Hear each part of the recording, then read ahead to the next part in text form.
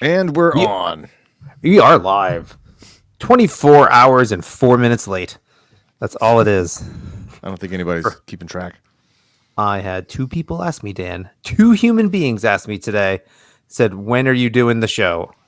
He's like, well, he died. So, yeah, you know what? Join us tomorrow for a very special edition of the podcast. We hardly knew thee. Here we start.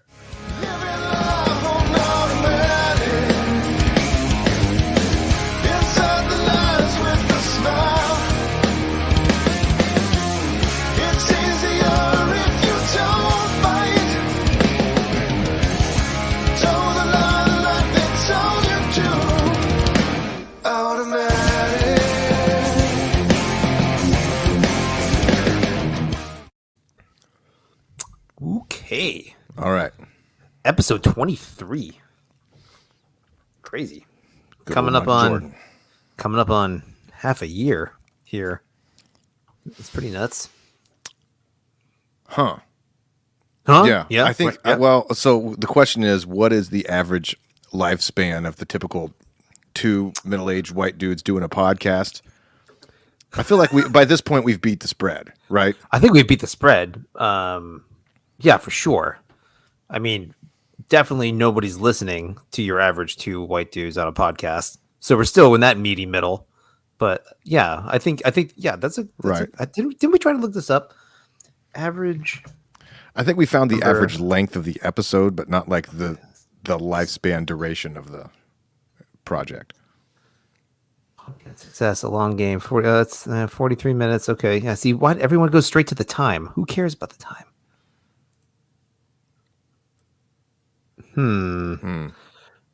I had a podcast in the top 10. It had fewer than 25 episodes. That doesn't make sense. But whatever. That sounds like one of those things like, I had a podcast and blah, blah, blah, blah, and I turned it around. And here I'm going to show you how to do it for $35, you know? Yeah, exactly. Oh, Welcome this is to also like podcasting. This is my masterclass. also a lot of the averages come up with like average listeners per podcast. So since we're not actually putting anything out there, whatever. Crazy. Maybe we should actually start podcasting for real. Yeah, but we we call should it a figure- podcast, but we don't actually put it on a podcatchers. So Well, a song isn't necessarily not a song because it's not on YouTube. I agree. Podcast is kind of a catch-all generic term. If that is a term for people talking about stuff, then Yeah. it exists because we make it, not because it is heard. Right. It's like We right, for choose sure. to do these things not because they are easy, but because they are hard. Hey, look, it's an adhesive bandage. It's not a band-aid, okay? All right. If you call it a band-aid, well, whatever. They're two I separate just like to things. throw that JFK Mayor Quimby quote into any conversation I can. Well, if you're not doing it in the Mayor Quimby voice, you're not doing JFK. Let's be real. I mean, that's how it's supposed to be. Yeah. Okay. Cool. Well, yeah. So I wanted Speaking to of talk old white male governmental figures, yeah, we'll talk about. Well, we don't have to talk shit about Joe Biden, but we're just gonna talk about stuff but that it's so Joe Biden's easy. done. It is. Yeah, the vaccine mandate thing. Hitting home with people that I know, a lot of people that I know, hitting home with me and my business, and been on my mind a little bit lately. I think it's a lot of BS here. So, just real quick, just generally thinking about it, like I know a lot of friends that have to get it because they work for companies that have more than 100 people and or work for the federal government. So therefore, or some kind of federal government ancillary thing or a subcontractor for it. So Right. they are now faced with that idea. I know a lot of people that have done it because of that. Like they weren't going to do it. They didn't feel like they needed the vaccine. And then they felt like they were forced to do it because, they have to feed their family. So I totally respect that idea. I hate that idea, but I get why they do it. And they're not happy about it. They did it. They feel varying degrees of violation and anger and frustration, and it sucks. And I know also some people that are not going to do it and are rapidly planning on getting fired and doing other careers like as soon as they possibly can, which seems like seemingly impossible to rearrange your entire life in just a couple months. So that sucks. And my experience, so like I've already gotten notices because I don't work for a federal government. My company's not over 100 people, so we don't have to do it. However, I'm a subcontractor for contractors that work on base, like on the military institutions here in or installations. And we've already gotten notice. Heads up, this is coming. Be prepared to have your employees prevent vaccination verification before you can come work on base. So that'll effectively probably could nix what we do in that sector of our business. So that blows pretty hard. What fraction of your business is federal contracts? Depends on the year. I got a couple contractors I work with that exclusively do base work, so I wouldn't be able to work with them anymore. Some of them are larger projects. Some of them are like day to day, like come over here and fix a window, like for instance, or come over here and do a couple mirrors on base or do something on a storefront, a smaller job. Or some of them are big, man, where they're like a couple $100,000 contracts. So just depends on the year. Like I don't have those jobs every day, like the bigger ones, but it effectively cuts out a couple of my contractors that I would consider very good customers. So that sucks because I'm not going to mandate. We won't mandate that stuff for our employees. That's not fair. And I don't know if we get enough volunteers. I mean, we may, but it's just one of those things. Oh, the dog, he's here. It's got to be your dog, right? Yeah, that's mine. It's not mine. He detected an intruder, which is, but it's probably a squirrel. It's doing his job. Hey, calm down. Yeah, it's crazy, man. That's a can of worms. Yeah, so like I feel for the guys that had to do it and they did it for their families, and I feel for the guys that aren't going to do it and now have to like completely scramble to make things work for their families.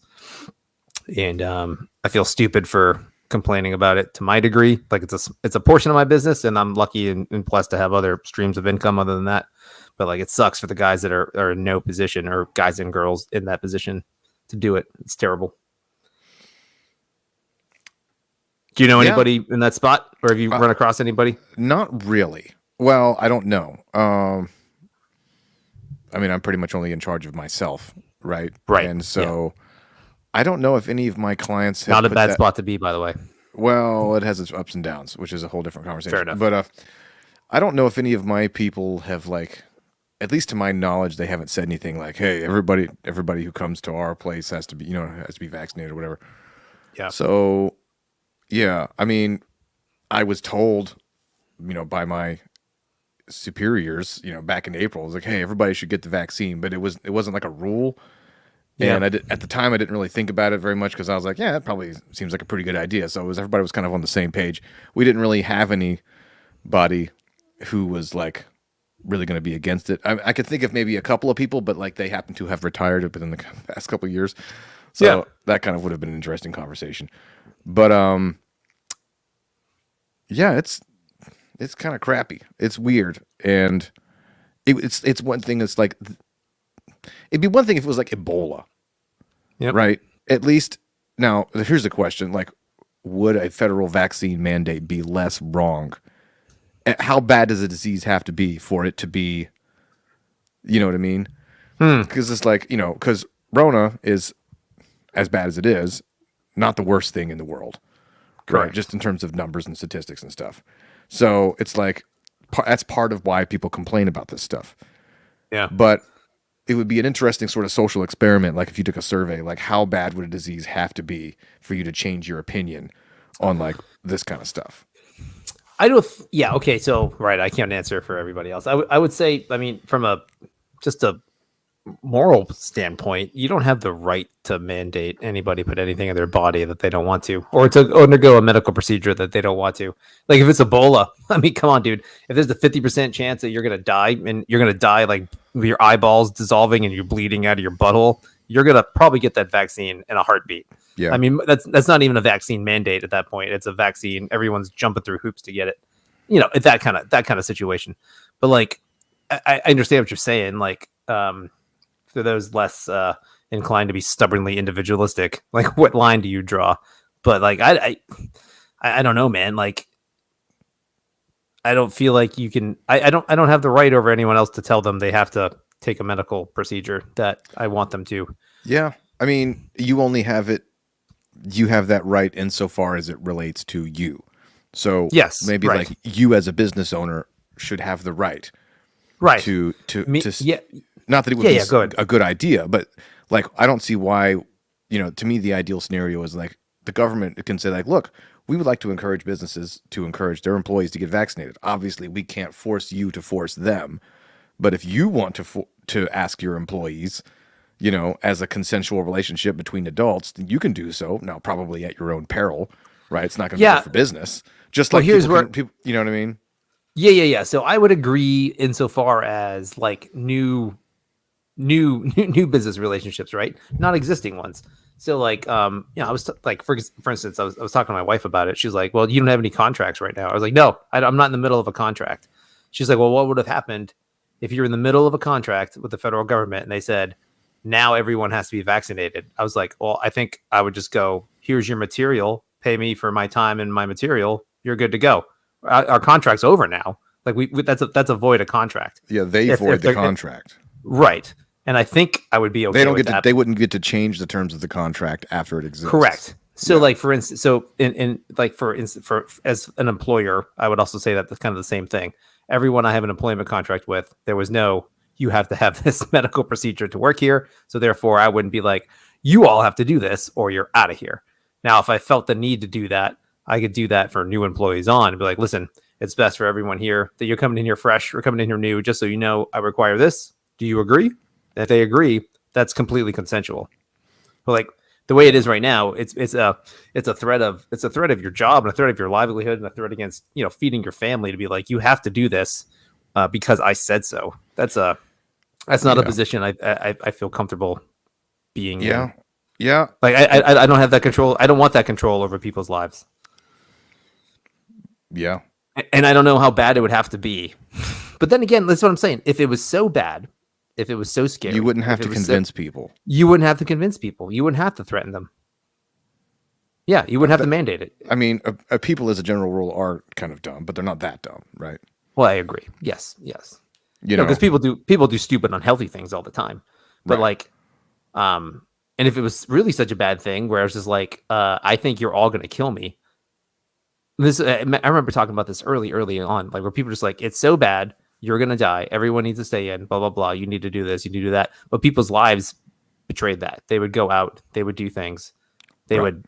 Right. They wouldn't wear their mask properly. If it was such an imminent threat and like per the if the high level of hysteria met the actual threat level, you would act totally differently than the way most people have reacted. Like I think that's across the board. Yeah. And that continues with this kind of stuff with the mandates and the whatever, either mask and like masks for sure, mandates Yeah. on I vaccines mean, and for people sure. who just want to use it to further whatever it is that they already wanted to do politically anyway. Right. Yeah, Like, what a right. surprise, the people who believe that the government should be in charge of everything. When a crisis comes, they go, ooh, I know what the solution is. Let's put the government in charge of everything. Right. But it's Yeah, man. the ahead. conflict between the states and the federal government is an interesting one. You know what I mean? Whereas was it Texas? Yep. They just said, okay, we're banning the mandates for a business, and so the businesses are like, well, now what do we do? Because now we've got these federal contracts. Okay, that quick question. Yeah, did they say they ban the mandate or they say we won't enforce it? Pretty sure the governor said they don't did they allow do- companies in that state to require it. Meaning that if that companies wanted to work for federal contractors, they would be in a tight spot. Like, who do they disobey? Because Right. both they stand to be fined in both scenarios. Yeah, right. Texas governor's ban on vaccine mandates. Right. So he went from public school. Yeah, because that's what it is. Oh, okay. Yeah. Crazy. Yeah. So what do they do? You're right. So like, or yeah, people that like in my position, if I was in Texas and like Yeah, Who, because I'd yeah, be saying to the governor, I'd be like, who- "Look, I agree with you, but you're making this worse on everybody." well, yeah, but also like a federal government contractor, the federal government's land is the federal government's land, which yeah, I disagree or agree with that. But Okay. like they have that jurisdiction, right? Mhm. So like in like in our area, if I go to Cherry Point, it's like if I break the law on like on base, it's a federal offense no matter what I do. You know what I mean? Like you know what I'm saying? Like Yeah. if I rob a store on Cherry Point, it's infinitely worse than if I You get in knock a over fight at the bowling Quickie alley with Mart. some jarbos. Oh yeah, dude, it's instantaneously worse. It's like it's federal level everything, and I could be wrong about that, but like you know, in general though, it's federal property, so like you're dealing with the feds no matter what you're doing. Yeah. So like so yeah, it's that is a super interesting conundrum for those people. But you know, but I think it's kind of necessary. I think it's good. I mean, I get the frustration, but I also see the value in a state going, yeah, you know, we're not doing that. But also, it is okay. So, excuse me. I think I would put it like maybe. I don't know if I put the federal government requiring something and then the state banning that requirement. It feels like it's just one government overreach battling another government overreach. Maybe It the is. thing for the state to say would be like, okay, you got you federal government, your mandate is not welcome here, so we're not going to cooperate, right? So you don't get to use the Yep. resources of a state probably doesn't have the power to like keep all federal employees out of their state. I mean, that'd be Well, huge it deal. does. Yeah, they'd have to make it. It'd be a big stink, but they could do it. So, but they could say, look, well, okay, you're not going to get any help from us, so don't expect the county sheriffs, and the Yes, right. Right. that kind of stuff to help you enforce your constitutionally illegal mandate. Yeah, see, that's the rub with the Texas stuff because like you got to kind of agree with what they're doing, but disagree with how they're doing it. Yeah, Yeah, like the like it was the mask. No masks were allowed in schools and all that kind of stuff. that was And Florida. didn't Texas do that too? Oh, I don't. Maybe they did. Or either way, or in Florida, for example, just the same thing. So like, I agree with the idea that saying is not mandated. We will not mandate schools to do that. Now, however, if a school wants to do it on a limited basis, they should be able to do that. To a school district or like, okay, so what if it was one teacher?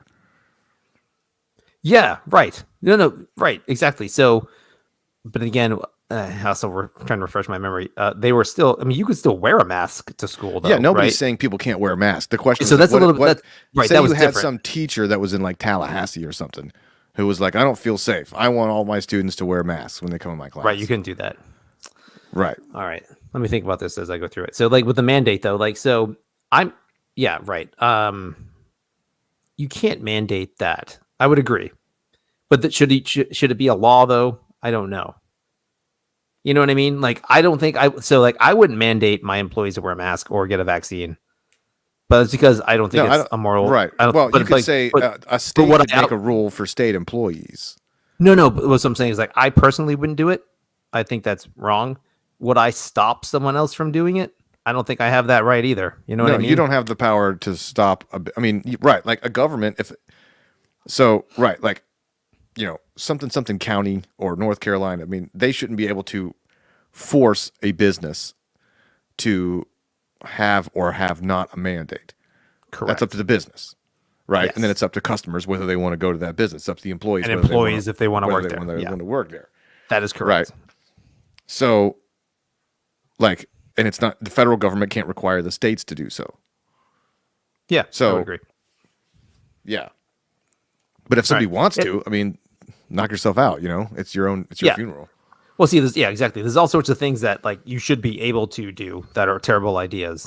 Like I would never stop you from. Like, I don't have the right to stop you to do it. That's a terrible idea, and you shouldn't do it. Like there's a million things just like that, and this is one of them. But yeah, so it's weird. I was thinking about this the other day. ahead. Like, why don't we ban motorcycles? Like, I had a friend Yeah. the other day.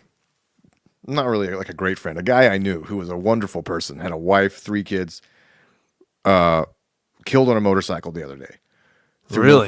Through no fault of his own, like somebody else merged wrong or something like that. Yeah. And so, and I had another friend, again, a person I didn't know super well, but like last year or so, you know, clipped by a driver, killed. Had a wife, couple kids, super sad. And it's like, you know, that wouldn't happen if they hadn't been on motorcycles. Yeah. You know, why don't we just tell? Motorcycles are statistically very dangerous. Why are we allowing these vehicles to be operated on the road? And motorcycles, they pose, what do they pose the most risk to? The person on them. You know, you're in a For car sure. versus motorcycle accident, you're probably fine, even if You're you're in a gonna Honda lose. Civic. Oh yeah. Sorry, I thought I meant on the motorcycle. You're gonna lose. Yeah. Yeah. No. I get So you. Yeah. it's like you're not at risk for hurting other people really in a motorcycle relative to a car. So it's like, by this logic, we should ban motorcycles. Yeah. You know, Yeah. because you're talking about a situation where a person is most likely to hurt themselves. They're not much of a danger to another person. And if that other person feels threatened, then they can take steps to protect themselves. You know? By not driving a motorcycle. Well, yeah. Or. Yeah. Right. Yeah. You know? No. Totally. Of course. Yeah. Or geez, man. Or even then, like, why do we have a speed limit over 35 miles an hour? In fact, all cars should be mandated to be tanks. We should go 15 miles an hour. Motor deaths would be cut to zero. If there was regulators on cars for 20 miles an hour. Pretty much. Yeah. Yep. It'd be very hard to kill somebody going 20 miles an hour. I mean, I guess you could, but you know, Yeah. statistically speaking. Like that steamroller, was it Austin Powers? Yes, exactly. He's like, stop. And he's like, I mean, no. This is crunch. Yeah, but yeah, exactly. So there, we could come up with a million examples like that, and it's yeah, right. You don't have the authority over people's lives to tell them what to do and what to not do when it comes to their bodily autonomy and their safety, and it's such a weird time to be in. I don't know. I feel like people are they're overshooting it here. I think. Or maybe I'm trying not to be like, here's what I don't want to do. I don't want this to be like my own personal bias, and I'm seeing stuff that I want to see. I'm seeing people really mad about it. I'm like, the country's had it. This is over. And it's like 6 people in the country, and I'm just like in an echo chamber. So like, I don't know. Yeah. I mean, I don't know. I don't know how bad it is. Like, I know how bad it is amongst the how people bad what that it I is. know. You talking about the rhetoric? The reaction. Yeah. Yeah. Okay. How bad the actual scenario is for people that don't want it. They're going to quit. They're going to leave. They're getting fired, or they did it under coercion, and they feel violated to some degree. I have to imagine that it's not as bad as it would seem like, given a casual perusal of the internet, like most things, right? Yeah. And I have to imagine that there are some people like that out there who are like really taking these hard line stances, but I don't think that they realize that they're being used by politicians, right? So, right. In the same regard that pick up like an ultra left wing cause, I don't think those people like what's her face, the environmentalist chick, Greta Thunberg, is that her name? Like she's just a kid, right? Right. And it's kind of gross the way that like the powers that be kind of use her, as a mouthpiece to spout off a bunch of stuff, knowing that because if anybody comes back and they go, well, actually, I think that's wrong, and I don't really think that makes sense at all, and they go, okay, yeah, all right, just punch down on the kid. I see what you're doing. Yeah, that's right. That's right. Attack this slightly autistic chick. That's right. And so then it's like, now you can't have a conversation, right? So I think, I agree in spirit with the idea of it, but it seems like a strange hill to die on. Because it's like, which part? I refuse to get a vaccine. Like, I understand why you would refuse to get a vaccine on principle, right? But like, I don't know. I don't know. I get the hill to die on. I do. I guess I haven't had anybody like saying get this or else, right? I got it because I was like, all right, this probably makes my life easier. Sure. And I don't have the time or the effort to deal with, but yeah. And like, yeah. So, right. And I don't disagree with you there. And like, I lived in Carteret County, where it wasn't as, I'd be like, I'm not going to bother, Yeah. whereas, but then, I'm flying to New York tomorrow, and I got my little laminated vaccine card, right, and carrying it on my person. Wow. So if the stormtroopers show up and show me your papers, I can. Yeah, but see, like right Look, there, that's so creepy. It's That's weird. like such a creepy I'm bracing myself for being weirded out. yeah, like I'm not comfortable with that. I don't like that idea. And not that I wouldn't fly ever. I mean, I guess at some point I'm going to have to fly. I don't know if that means I'll have to get a vaccine to fly. Or maybe I won't. I don't know. Maybe I won't fly. I mean, I don't know. It's weird, man. I'm not in a position where I have to do it. So but I'm only to a certain degree. But like, I see why people go, I'm not doing that. You can't push me to that level. The precedent it sets is very uncomfortable and very, very scary. And I get that. And then people go like, well, we've done this for other vaccines, blah, blah, blah, blah, blah. Well, yeah, sure, we have. And that was wrong too. But also those other vaccines were vaccines that worked. Because like now we're pushing a vaccine that you get a vaccine that's still, you're able to get the disease. You're still able to transmit it. And also, you're going to need more of those vaccines in the future. So it's a real shitty vaccine. Well, depending on which side of Fauci and Biden's mouth you listen to. Well, right? No, I would say consider the facts. I'm like breakthrough cases are a thing. Like it's not even a. Yeah, but they're so statistically not dangerous. No. I'm not. Again, that's the point though. But like now there's COVID. Like statistically, it's not dangerous. But right. I mean, so it's a theatrical thing. And like it just like it makes no sense. Like you're gonna make us do something. You make somebody do something. If you're in a risk factor level that's so small, and you're gonna get the vaccine, and then the vaccine doesn't actually stop you from getting the disease, and it doesn't stop you from transmitting the disease. Well, it does stop you from having symptoms. I guess so. Sure. Well, but it's not a vaccine. It's a huge reduction in the severity of the symptoms and in the transmissibility. Okay, there, Heinrich Himmler, Dan. What? No, I'm just kidding. But like, what I'm saying is like, it's all minimum risk. Ich bin the vaccines. Ich die neue Vaccine. So that was okay.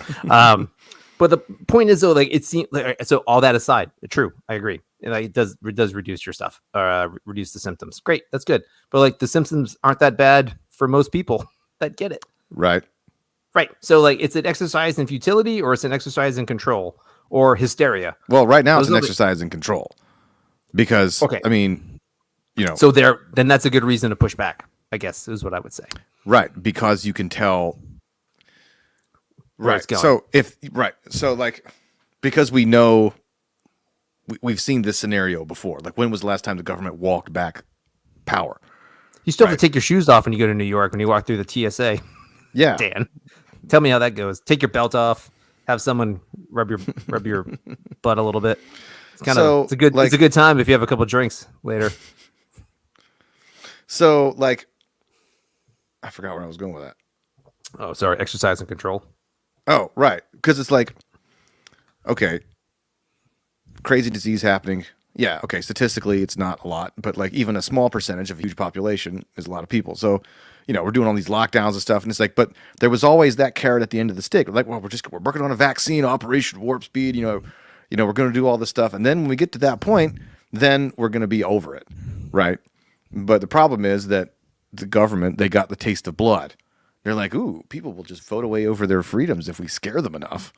They're not going to think twice about their neighbors or their parents or their, friends losing their business and just being told to do stuff, and they just do it and they comply and everybody gets in line and they all follow. They're like, oh, shoot. Well, we're kind of enjoying this. I mean, it's not like I don't know. I'm not conspiratorial enough to think that like it's a conscious thing, but I think there's like a subconscious trend, where power goes and it wants to accumulate more power. And so now that we have the vaccine, it's like, oh, crap. Well, now people have the choice to protect themselves, and they don't need us to protect them anymore. So how are we going to control what they do? And how are we going to use this as an excuse to reshape the economy? They've admitted that that's what they want to do. I mean, was it Jen Psaki the other day? She's like, well, President Biden's committed to, what is it? He has bold plans to not reshape the economy, or it was some sort of dramatic sounding verb. And this is the best time to do it. It was basically what she said. Was it a noun that they turned into a verb, like adulting or something? Solution to solve. Sorry. It was something like that. And it's like, if you're listening to that and you're like, hold on a minute. That's like, what's the guy from the Obama administration? let a good crisis go to waste. That's Right. exactly what they're open about it. They're open about the Yeah. fact that like, yeah, we're going to use this as an excuse to reshape the economy to fit what we think. And so how can you trust anything coming down from people like that, you know? Because you're talking about, if you just look at the numbers of how dangerous the virus is, it's not very for the vast majority of people. And then you combine the vaccine, even the vaccine's perfect, it makes it even more so vastly less dangerous. Sure. And it's like, Yes. but now, and they had the one, if it was really about safety and they really wanted to make people get the vaccine, then they would have stopped with all this extra mask bullshit. Right? Because one of the main selling points of getting the vaccine is like, well, if I get the vaccine, then I can go to concerts. I don't gotta wear my mask. I can go into the Wendy's. Well, I can't because there's nobody working there because everybody's staying at home. But like, you know, you can go do stuff. You don't have to wear a mask anymore. You can go to the football games. It'd be like something out of a chewing gum commercial, you know? Yeah. So like, but now they're like, oh, actually, you know, you get the droplets. You still got to wear a mask. It's like you just reduced the motivation for millions of people to get the vaccine. Correct. By telling them that it's very good, except when it's not. It's so stupid. Yeah. Yes. Yeah. For sure. Yeah. I mean, I can't. I mean, it's questionable the effectiveness of a mask on a normal person, much less a normal person who's had the vaccine. Right. You know what I mean? So you're talking about like fractions of fractions. Oh yeah. Yeah. I agree. Right. Yep. It's the same thing with just the like you said, the effects of the COVID on you if you have the vaccine. So like if you get it, your likelihood of dying is very low. Your likelihood of getting really beat up on it is whatever it is. But like if you have the vaccine, your likelihood of dying is like zero. It's very which is almost zero anyway. Well, I did the math the other day. You saw like I found this study was from like Wisconsin, and they had like the number of people. I haven't been trolling on Facebook for a while, so I might not have seen your post. Explain. I don't know if it was Wisconsin. It was somewhere in the Midwest. But it was like, okay, you got the total number of population of the state. The number of people who were vaccinated were like 50 or 60. I don't know. It was some percentage. And then they basically calculated how many breakthrough cases there were as a percentage of the people who were vaccinated. Right. And I want to say it was like 1 in 20 or something like that. And that seemed pretty high. But then the number of those people who had those breakthrough cases who were hospitalized was like 1 out of 18. And then the number of people who were hospitalized who died was about 1 in 10. So if you multiply each of those percentages by, basically you end up with a 1 in 250,000%. No, 100 is it either 25,000 or 250,000 chance of dying from a breakthrough case if you had the vaccine. Sure. And yet, if you go to a Packers game, I'm sure you got to wear a mask. It's like, well, actually, I don't think you have to, but like, that's you might want to. Like, it's really cold up there. Well, yeah, keep your nose warm. Keep all that frozen snot in your nose. Yeah. But yeah, like, no, none of it makes sense. Like I still see people socially distancing, like walking around. Like I go to some of these workspaces, and I know everybody there's got the vaccine. And they're sitting there wearing masks and intentionally sitting like 10, 15 feet from each other. I'm like, people. Yeah, that's crazy talk. Yeah, I agree. But I don't know. It's freaking a lot of people out. It's just I don't know what the long-term effects will be. So like I'll be interested. I would like to see what happens after like December 8th, which I think is the federal mandate cutoff time. Like everyone's got to have it by December 8th for the 100 employees over and then the contractors. So it'd be interesting to see what's up. But like over the past few months or since the spring, it's been like on average almost like 4 million people leaving the workforce, like resigning. Yeah, I heard about like August was like a record number. Yeah, it was like 4.5 or something like that. And I'm not under any illusion that it's all because of or even the majority of people doing that are because of this kind of scenario. But like it's a huge. I mean, even if it's only a small percentage, like I was just trying to Google around and see kind of what percentage of people might have decided to quit because of the vaccine mandates. And it's everything from like 1 to 5% you're seeing from like whatever, like the 20 news stories I was able to pull up today. So like, I don't know, 5% of 4.5 million is like 220,000 people. That's a lot of people, man. Yeah. Like on an average they're making that decision because of, because of that. So I don't know. Yeah, it's It's interesting. Just who knows how many of these people? Yeah, I don't think you can Yeah, actually see, really know. I was reading about that too because it's like okay, some of the talking points are like people are leaving crappy jobs and getting better jobs, and I'm like, yeah, I'm but not that seeing doesn't that. then the base employment level would stay the same, right? It doesn't Yeah, account for all the right. people. Why are all these people just leaving their jobs and just not Right, working? because they're taking the crappy jobs because those people had left a job. Where did they go? Like, Well, was that's why you can't eat inside a Wendy's or KFC now, and you go to a hotel and there's like 2 people working. So if assuming that a certain amount of people quit their jobs and moved up, and another percentage of people quit their jobs and just stayed home. Yeah. See. Here's the deal. Yeah. Here's what this ties into a question I had with the resignation numbers. The Great Resignation is what people are calling it. So, like, where are these people going, and what are they doing? Right. Like, so They can't all be just getting better jobs because no, then the and numbers would stay the same. but can they all just be sitting home? Because they're like the unemployment thing is, I think, done in most spots. I don't The know the answer to that. I think it is. Or maybe there's state unemployment that still rolls. I mean, the eviction moratorium is 50-50 in spots. Like, I don't know. Like, I don't, it does not compute to me how you can just stop working and still be okay. Like, but I know people do it, but like, I don't get how they do it. Yeah. But like you said, though, like, it can't just be Look at like, my cousin. He's broke. Don't do shit. yeah. But like, and not to knock being a cashier at Wendy's, the cashier at Wendy's didn't, quit his job and then go become a respiratory therapist or a freaking like nurse anesthetist or something like that quit a job at a hospital. That's not a jump that's able to be made, right? You know what I mean? Like, they're getting better jobs, sure, but you have to get better jobs in your field, which I guess that can happen, but that means that job is still open, and the job's open for a reason because there's not enough workers in that position. Yeah, I don't know. I mean, there's a You lot know of what I mean? businesses closing. I don't know. Yeah, sure. No, maybe that's it. But that's not a resignation, though. If the business closed, that they're just, I don't know. And like looking at the unemployment rate, I think it came in at 4 or 5 or 5 or something in August. But then like that's like one of those things that just it's still a complete bullshit number because they never count people looking for work, people underemployed, and people that have just completely stopped. Sorry, people. Yeah, have who are they stopped looking for work. surveying with these numbers? Oh yeah, that I don't even want to get into. But like all I know is they don't if you're not looking for work, you don't count.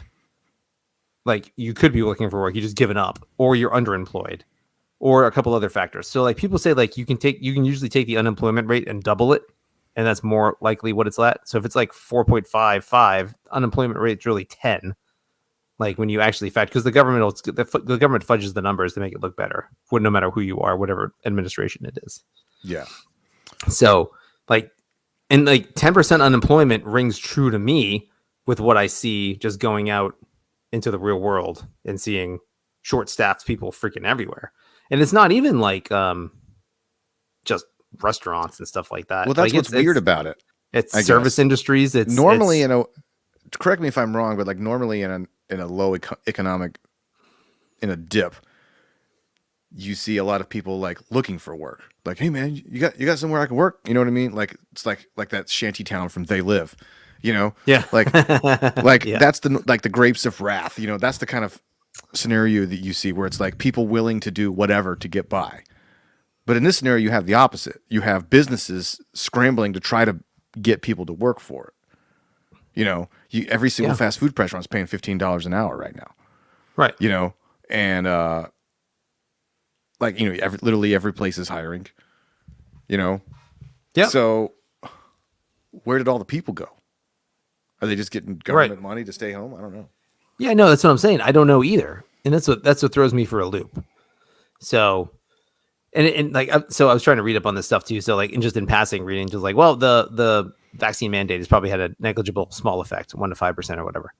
Okay, sure, maybe so, but like, and then people couch it in like, yeah, people are now finally done with these bum jobs where the employer takes advantage of them and gives them low pay, and now they're revolting, and it's a workers' revolt to get more money, and they're finally benefits are gonna come up and pays. I was like, Not necessarily. Like not just That's because how you said inflation so. happens. I mean, Yeah, right. So right. So you can do that. if you pay everybody more, then every single thing that you buy is going to go Costs up by more. the exact Right. same percentage. That's why inflation is higher than the Yeah, and then the you're GDP right. So everything you made in your wage increase is eaten up by your cost of living, and it's freaking stupid. So like, right. I was So just like, everybody is basically the same, except for the fact that the Well- people that make money off of our interest rates, the banks and stuff, they all get richer. yeah, no, but I don't see. Here's this thing though. Like, I don't believe the article, and like, I don't see, I don't feel people going, and I don't hear people going. There's like, I am finally, I'm wage. It's a wage revolt, is what people are saying. Like, no, it's not. Like, there's no way it's a wage revolt. Like, because It doesn't matter a what- question. Yeah, if you're a making wa- $15 Go an ahead. hour at Wendy's, but you can make $10 an hour staying home from the government. Yeah, that's Right. less money, but then now you're getting paid $3 to work at Wendy's, and that's not worth it for anybody. exactly, and nobody gets that calculation. I know we talked about that. If I could make 75% of my income by staying home For doing I would, nothing? I would do that. Yeah. it's not a bad gig, isn't it? That's a pretty good gig. that sounds living the dream. Like, honey, like we're gonna reduce our lifestyle 25%, and we have 40 hours a week to do whatever we want. Oh man, It's pretty nice. You tell Pretty me. nice. Pretty nice. Yeah. So the giant macroeconomic like analysis and calculuses are just such a cluster and like super hard to navigate, but none of it's good. Like none of the signs are good. So like even if it's like even it is only all right. So say it's 1% of 4.5 million, which is like 45,000 people. 45,000 people a month quitting because of COVID mandates. That's bad because we need workers. We don't have workers. Like for whatever reason we don't. Yeah. So it's just What's another even crazier is like the trucker stuff. You know, like a lot of that stuff. You know, like say the Yeah. price. You know, steak is the new champagne. Somebody said that the other day, and it's like I've been eating steak like a fiend. from my cold dead hands. But like I will give The up idea- on milk for my children. to like eat there's a steak. problem with truckers, and I'm like, could There you is. find, because they're, you know, these mandates, I'm like, could you find a more socially distanced job than trucker? Like you're Yeah. literally by yourself in a metal box all day long. But see, that's got something to do with, and I don't know enough about this. I really need to do some research, but it's so hard to find like good information. What the hell is going on with the ports? And like, why are there thousands and thousands of ocean containers just sitting off the shore? And why can't we get that product in here? Why won't they offload it? Unions Why or won't they something truck like it? dock, you know, not dock workers, you know, Dockers. Yeah. Dockers. dockers, dude. Yeah, I would imagine that's part of it. I know there's stupid state rules in a lot of the big port cities, but like, and Because like if you I've heard think about it, something- where are the big port cities? You know, they're in pretty blue voting areas. You know, San yeah, Francisco. almost exclusively, yeah, like L.A., Baltimore, that kind of stuff, Matt. But like, I heard some stuff too, like on the ships, like if there's a case of COVID, you gotta like wait it out, or you can't, Like or, you, can't you know what I just mean? put- Like you can't just put on a mask and use a crane to lift up a they use tanker a crane anyway. full of You're not like microchips and T-shirts from China. they're not handing off boxes to each other. It's a freaking giant. yeah, it's not like a boat you know, that you're has. here's a case full of Sumatran rat monkeys that are just gonna. It's like the Simpsons where like they open up the box and like just thing just goes. It's like the Japanese flu that gets everybody sick in Springfield. Yeah. Sorry, wrong. I know you don't watch the Simpsons like I do, but either way, it's a silly thing like that. Like it's Yeah. not happening that way. That's not a thing. But like again, I don't know if that was true. I'm just saying what I've heard. So like I don't get it. So there's Yeah, and they're acting like it's but- the Black Plague or something. Like I was listening to this thing about like Norway was like the last country in Europe to survive the Black Plague because like it was so isolated, and then Yeah. like people could pinpoint the one ship that finally brought it there. And it was literally like something, That something out of sucks. like a ghost movie. It was like there was a ship coming into like Oslo or whatever, and they were like trying to reach it on like by waving at it, and it just like kept coasting, and then it just went like into the dock, Just crashed in. and it was just all covered in dead people, and there was like rats everywhere, and then that was what Oh. brought the Black Plague to Norway. awful. Yeah, so that's what I'm saying. So like it's all over hysteria over everything, and it's just making shit worse. And like so like okay, so again, just in general though, think about like supply chains and supply lines and transportation and manufacturing and all that stuff. If 1 to 5% of the workforce is gone, and like everyone runs like a lean ship on transportation, on inventory, on manpower. Like you start accumulating 5% of your manpower is out, 5% of your materials out, 5% of your transportation's out, 5% of your imports are out. You're talking about at least a 5% increase in costs. If not Yeah, but then, not even that. Then you start talking about bottlenecks and like just like if that 5% is gone, your capacity is gone by 5%. Eventually, over 18 months, 24 months, 36 months, that crap catches up with you. And this is why, like, if I order a window in my company, I need a manufactured window or just a normal piece of aluminum for storefront stuff that it normally takes 4 weeks. It's taking me freaking 12 weeks now. It's crazy. Like stuff is it's getting worse and worse and worse. And I tried to buy a printer the other day. I had to go to like 5 different stores. I tried to buy ink today through HP because I have a stupid app that makes it super easy. Just put it's like out of stock. I was like, what the hell? I can't even get ink for my computer. That's on Amazon. Get you. Do you know that printer ink is the most expensive liquid on the planet? That makes sense. Dollar per pound, per ounce. More expensive than like caviar or like mercury or whatever the shit. Well, I was glad I didn't get it because then I went to Amazon and I saved like $30 on like the 3 cartridges I was going to get. I was like, oh, it's way cheaper here. Did you get the genuine HP version or? Yeah, I did. I think so. Because a lot of people get caught in that rabbit hole. I've had people like, it's good to get more ink for the printer. And I go, okay, cool. Well, we got some that said they were compatible. And I'm like, I'm going to stop you right there. Their printer companies got smart and they realized that people were getting aftermarket ink cartridges. Yeah. And now they don't let you do that anymore. Well, it said HP and it gave the exact model number I had. So I'm assuming it's right. HP got it's good. You buy it. Hector Projecto Ink Company. It's like this phone doesn't even connect it to anything. Yeah, it's cordless phone now. Your computer runs on 7 hectoliters per mile. Like computers don't work that way. Like you buy now. Yeah, the computer industry's it's the microchips and stuff. Like I've got a video card in my computer that I bought in 2016 that's worth more now than it was back then. Really? Yeah. Well, it's also because of the crypto thing. Like, so people who are mining Bitcoin, for some reason, like graphics processors are like really good for that. So that these nerds that like set up like these little computer farms, like in their house or in their business or whatever, just cranking away, like just mining all these ones and zeros to make like crypto. And so like, every time like Bitcoin goes up a little bit, then there's a shortage in graphics card. Like you go into Best Buy, like I want to play Call of Duty, and you go, sorry, like they've all been bought. It's weird. Or if you try to order like a gaming computer, they're like the backlog is like a month. Yeah. See, that's part of why I don't understand cryptocurrency. I like the idea of a decentralized blockchain currency. I get that.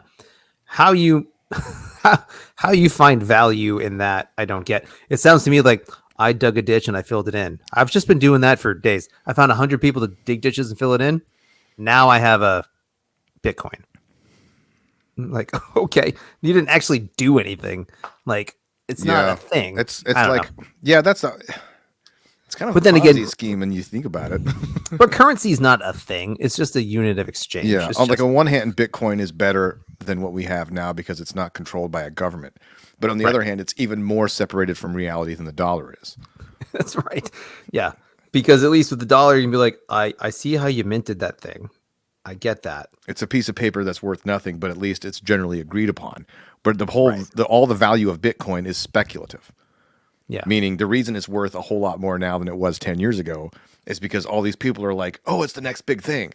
And so that it becomes, it's like a piece of art almost, Oh, like there's an NFT. There's a Guernica. Okay, well, that's worth millions of dollars. Like, why?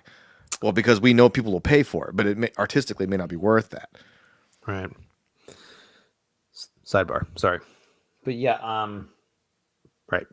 Sucks, man. Of course, it's only a matter of time until the government figures out a way to tax that. Right. Or I heard they were introducing some sort of new thing in the tax bill. That's part of all that stuff. They're like, oh, actually, for sure. Where you have to did you get earnings from dividends on cryptocurrency? Yeah. I was like, oh, they can't let that party go on. They go, we got to crash that and take a piece of the pie. The governments are going to start issuing their own cryptocurrency as well. So none of this stuff is going to I'm not saying none of it's going to work. I mean, hopefully it works, but like You've there's earned gonna 3 Joe bucks. there's, there's going to be competing government interests in all of it. Oh yeah, another thing in the same bill, like the like tracking banking accounts that have transactions over $600. Yeah, I heard about So, that. like, everybody who makes like $13 an hour, like or something like that. Like if you work like $13 an hour, do a little bit of overtime, your payroll check is $600. Like that's crazy. Like per week or especially for 2 weeks. Like that's certainly going to happen. So the federal government is going to be coming hard if they allow that. They are looking for that extra cheddar, that extra taxable income. They're going to start. Yeah, I have to imagine that the only recourse there is to just sort of hide in the crowd.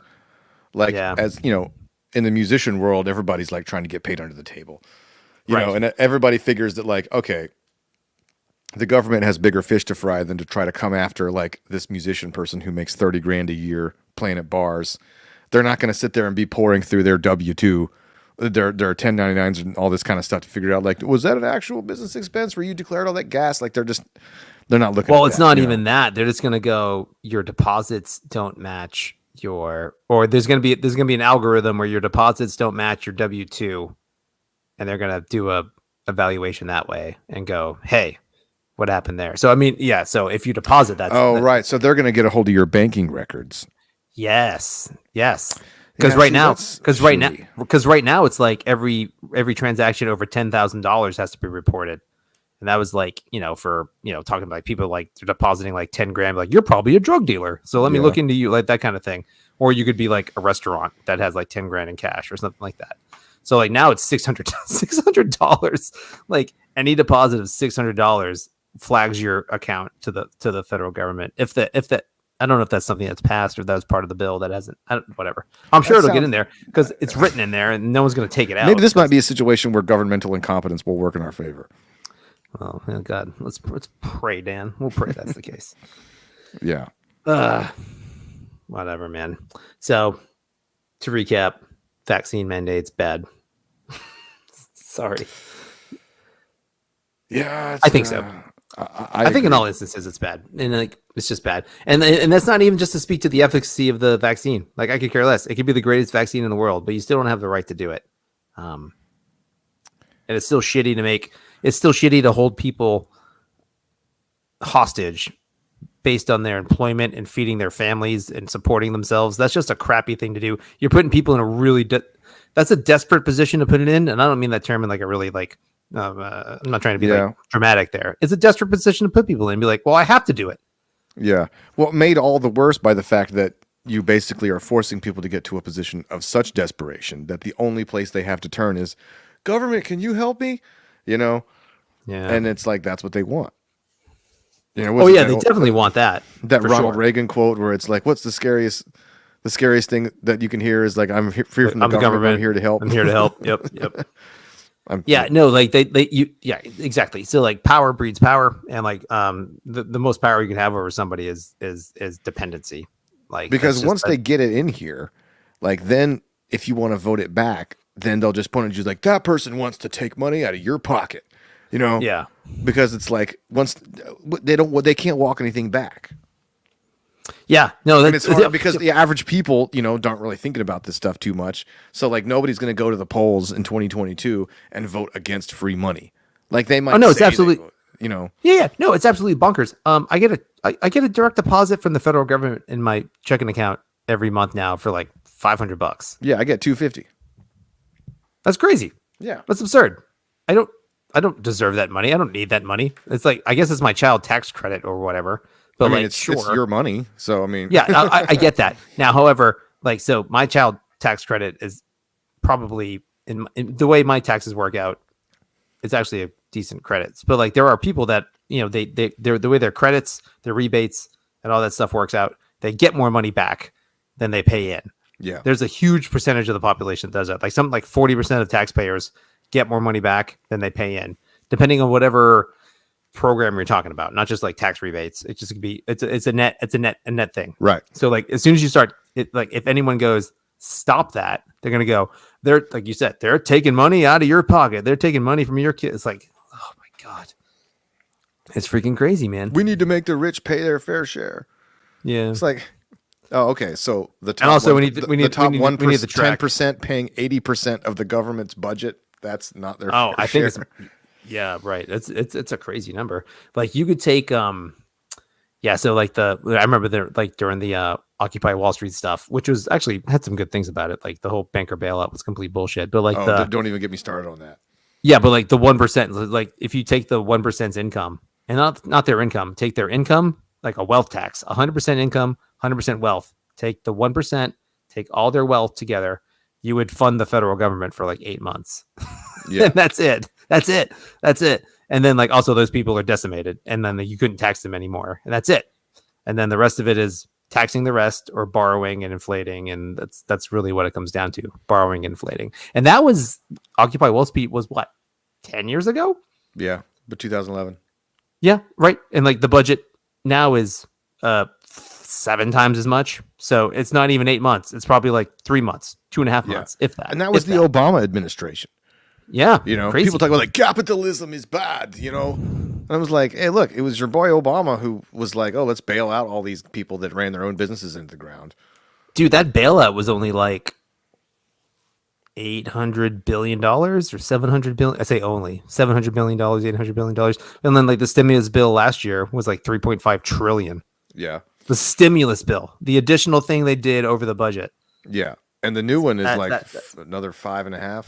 Yeah, something like that, which is totally paid for, by the way. It costs $0. It's actually totally paid for. Yeah, and fairy tale land. That is literally the definition of a Ponzi scheme.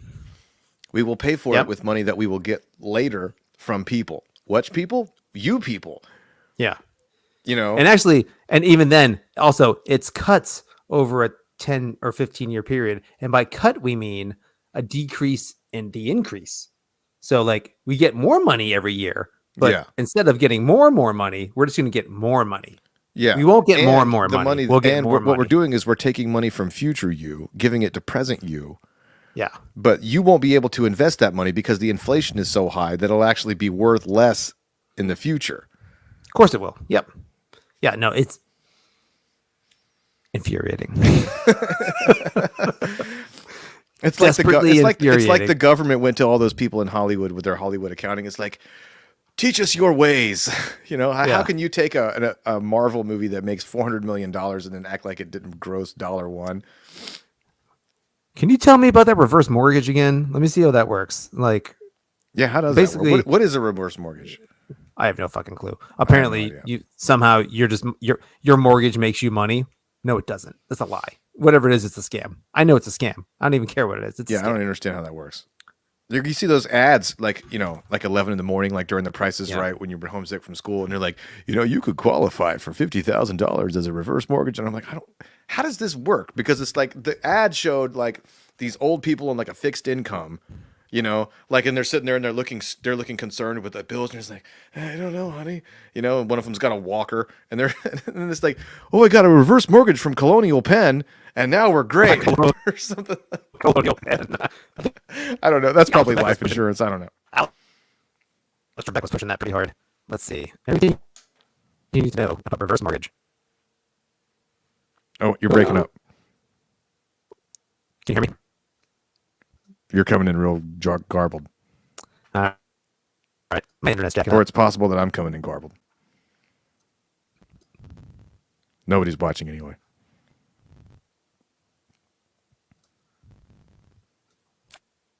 I think it's me. Any better? Nope. Can you hear me? Well, it's coming in little bits and pieces. Oh, no.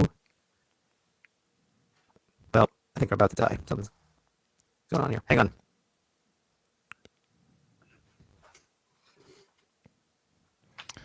If you're just joining us, it's 10:33 in the PM. You're listening to Perspectives, and I'm your host, Lionel Osborne. Our guest today is State Comptroller Reginald B. Watson. I got nothing, so we might be dead here. Yeah, okay. So I guess we gotta go. Yeah, we can do that. Can you hear me? It comes in. It sounds Not like really. you're garbled and coming in like with a weird latency. I don't know what's going on, but I just tried to click on the links and everything went sideways and slow. So What's happening is like there's a gap where there's nothing, and then it plays what would have played, but like sped up.